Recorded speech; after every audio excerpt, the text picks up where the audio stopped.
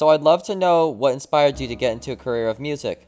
You know, one of the many gifts from my father growing up in our house, we had what I would call culture heroes. So we grew up with the idea that greatness existed and that certain people embodied it. And most of them in our house were musicians, performers or composers or conductors. We heard so many stories about Toscanini, who was a very well-known conductor. I mean, we heard about, all right. And one of the favorite activities with my father was sitting on the couch, listening to music. And you didn't talk, you listened. And that's where I learned how to listen. Music has rarely been background to me. You know, if you walk into a room and someone's reading, you know they're busy. If you walk into a room and someone's on the phone, you assume they're on the phone. If you walk into a room and people are listening to music, they'll start talking to you. No way, I'm listening.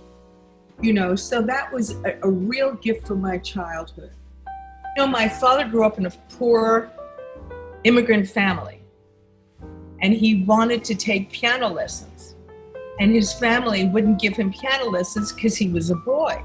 You don't need piano lessons. They gave piano lessons to his sister, my Aunt Sadie, so that when gentlemen callers came, she could play the piano and impress them. I mean, I'm just showing you a certain mentality of another era. So, you know, that's where it began with me. When I was 4 years old, my mother's aunt, her mother's sister, bought me my first piano. So it was basically my aunt and uncle that always, you know, gave me a piano. I took piano lessons. And, you know, that was the beginning of it for me. And I would say that the way I see my career now was that it was a quest to find that greatness. And I found it. I found it. I've worked with great artists. It's just been a blessing of my life. That is definitely a gift from my father. Definitely a gift from my father. So I understand it must be difficult picking a favorite or a highlight from your career, but could you maybe tell me about a memorable moment? Brad and I went to Haiti in 1975. And through connections, we went to a voodoo ceremony. And I recorded the music. And I saw things that were totally beyond my comprehension. Most things are, but they don't affect you that way. For example, you drive over a bridge, you don't know why it stands up. Okay, but you do it. There's certain things you do. But there's certain things you see where you've entered or you're witnessing another way of being in the world at that moment. I remember all the skin on my body shifted. And I will just tell you what I thought. I thought, far fucking out. I just kept saying it. It was like, I needed to say something to help me deal with it. So would you mind describing in more detail the experience you had in Haiti? Was it the music that was memorable? It wasn't the music, it was the fact that people could walk on hot fires, on hot embers.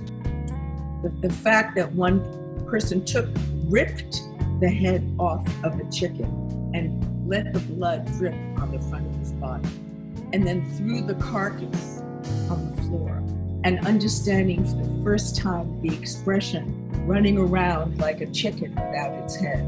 I saw that. That night, Brad and I went back to the hotel, went to sleep, and I wet the bed. You cross through you witness, you don't experience it, but you witness. And then, you know what I mean? It was probably, that was a moment of life-changing highlight, if you want, or whatever the word is. Highlight was a highlight in a certain way, because it was the first time that I had entered that realm.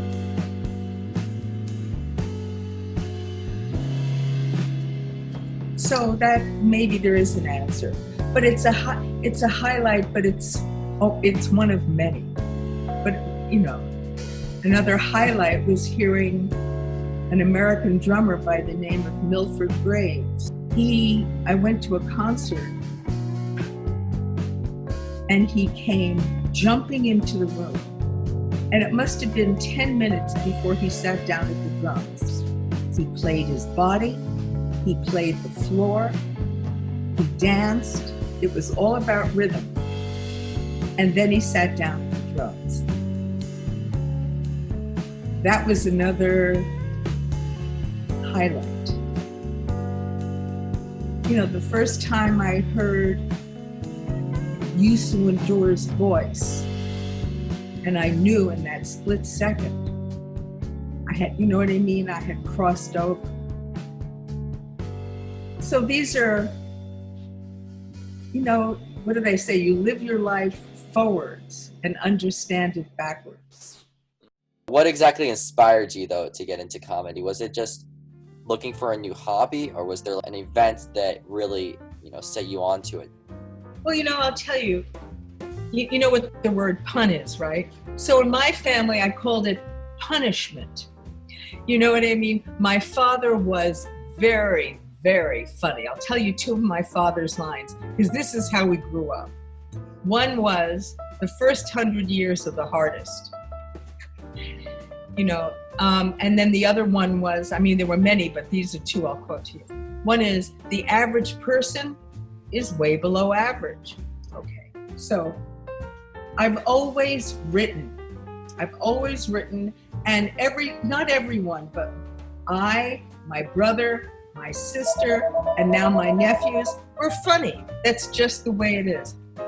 I don't know if you know what a 12-step program is. Have you ever heard of a 12-step program? The 12-step program is basically a program that helps people recover from addiction, whether it's alcohol, drugs, food, relationships, whatever it is. So I have what's called an eating disorder. I heard a woman who was anorexic say in a meeting that her ideal weight was 0. There's also bulimia. Bulimia is the form where people, men and women, will go and throw up their food. Yeah. Then there's just simple, plain old-fashioned obsession, which means the amount of time that something takes up in your head and keeps you from your perfect life, which doesn't exist. Anyhow, I had a classic eating disorder, and overeating was my form of it. For my generation, being overweight was a moral issue. No self-will, you know what I mean? No one knew about eating disorders. They would blame it. Anyhow, part of the process of recovery is, because what they say is, it doesn't matter what happened. Of course something happened. I'll just cheer you up with this. You know what I call the family? The scene of the crime. Okay, so, and part of it is writing. You know, in other words, yes, something happened. Who did you become as a result of what happened? How do you process your feelings? For me, processing my feelings meant eating over them. You know what I mean? So in the process of writing, I discovered my voice. That's exactly how it happened.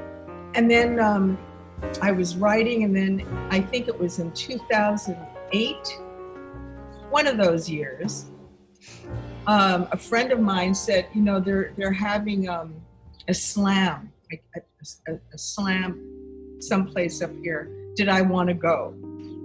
It was 3 minutes, and the subject of the slam was coming of age. So I changed it to coming of aging, and I won the slam. I didn't even know that it was going to be competitive. If it had been competitive, I don't know. If I had known, I don't know if I would have gone. Because but in any case, and that was the beginning of this whole part of my life in terms of actually getting out there and performing.